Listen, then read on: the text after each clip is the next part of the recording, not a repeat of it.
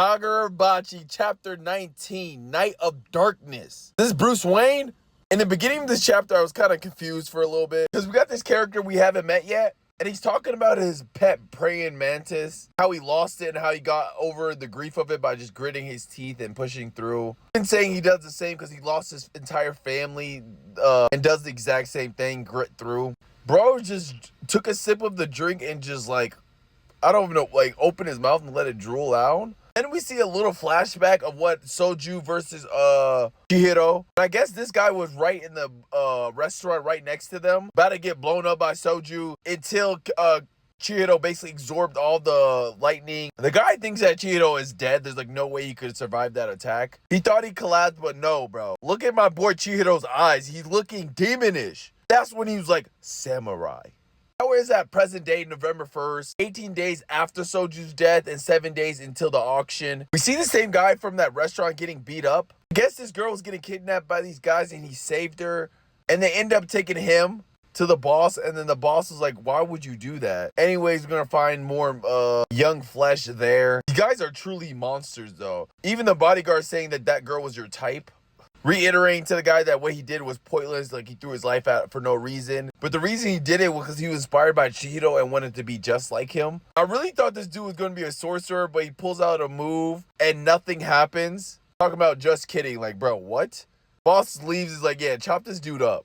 Before they could chop him up, Chihiro somehow is there. And these bodyguards know exactly who he is just off the goldfish. Chihiro just...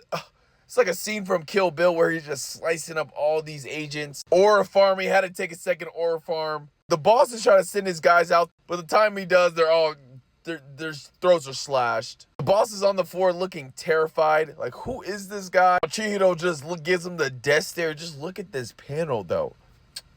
Pika!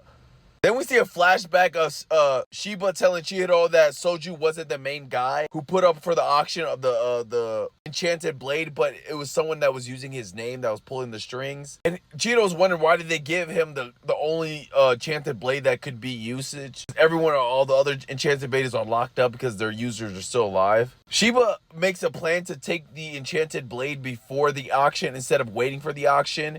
And brings up a family clan name called Zenzanami clan. This is a powerful underworld clan. And they're the ones that's always in charge of the auction. So the items of the sword is going to be there with them. So it'd be easier to steal from them than just to wait for the auction day. But it's impossible to get in contact with them. So they're going to have to go through all the who's of the underbelly to find them. As Chihiro's trying to investigate, talk to the boss, the dude is just passed out. But the dude that knows Chihiro comes up to him like samurai. Is Chihiro's wondering if he's an enemy or not, but then by looking at his face, like, yeah, no, he looks like more like a prisoner. Tells him that he needs him in his life because he wants you're a samurai. He asks him for his name. He tells him his name. But the dude was freaking out and Chihiro ends up just trying to dip away. When he tells him his name, his last name is the same name of the underbelly clan that he's looking for. He's like, what? And his family's an influential family of sorcerers, but he can't use sorcerer powers. Begging Chihiro to listen to his story. And that caught his attention because he's like, bro, I'm looking for you.